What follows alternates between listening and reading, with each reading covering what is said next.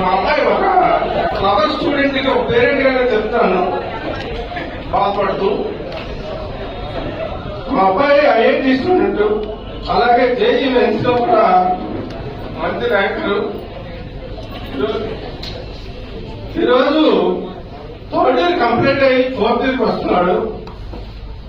Daddy నాకు ఇంతవరకు ఏది కావాలన్నా చేశారు. నేను అదర్ కంట్రీలో ఎంఎస్ చేయాలనుకుంటున్నాను. విదేశీ విద్య అనేది ముందు ఉండేది.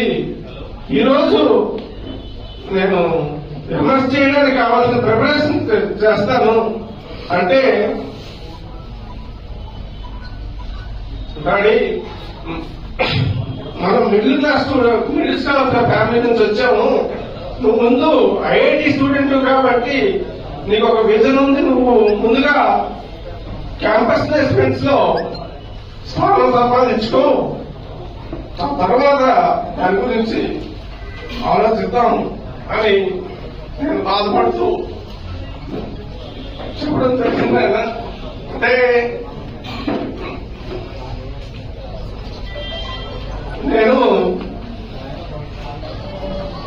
అంటే మా అబ్బాయికి కావాల్సింది ఈ ఐఐటి వరకు వాడికి ఏంటి కావాల్సిన ఎక్కువ కోరికలు కావాలి కాబట్టి ప్రతిదీ ఇవ్వగలిగాను.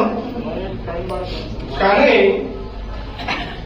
ఎంఎస్సీ చేయమంటే నేను చేయలేకపోయాను. ఆయన అలాంటి పేరెంట్ కి, అలాగే అలాంటి మంచి స్టూడెంట్ కి మీ గవర్నమెంట్ వస్తే మీరు ఏంటి భరోసా ఇవ్వగలరు? అదొక క్వశ్చన్. ఆయన ఇంకోటి ఏంటంటే, నేను ఒక డిగ్రీ కాలేజీకి ప్రిన్సిపల్ ను, నా దగ్గర సుమారుగా 380 మంది స్టూడెంట్స్ ఎవ్రీ ఇయర్ రిలీవ్ అవుతారు.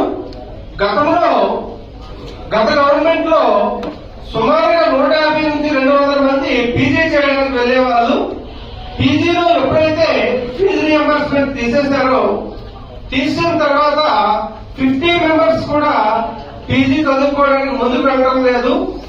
వాళ్ళకు కూడా మీ గవర్నమెంట్ వస్తే మీరు ఏంటి భరోసా ఇస్తారన్నది ఒకసారి సభాముఖంగా తెలియజేస్తున్నాం. గ్రామ ప్రజలు ధైర్యంకి మీ వైపు చూస్తారు. మీరు బాధపడితే మరి ఎలా వేశారు?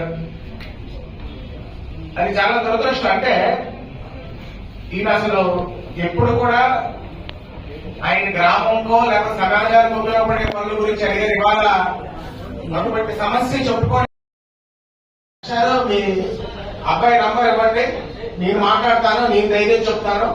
రేపు తప్పకుండా తెలుగుదేశం పార్టీ గవర్నమెంట్ వస్తుంది. 4 రోజుల్లోనే ఎలక్షన్స్ ఉన్నాయి.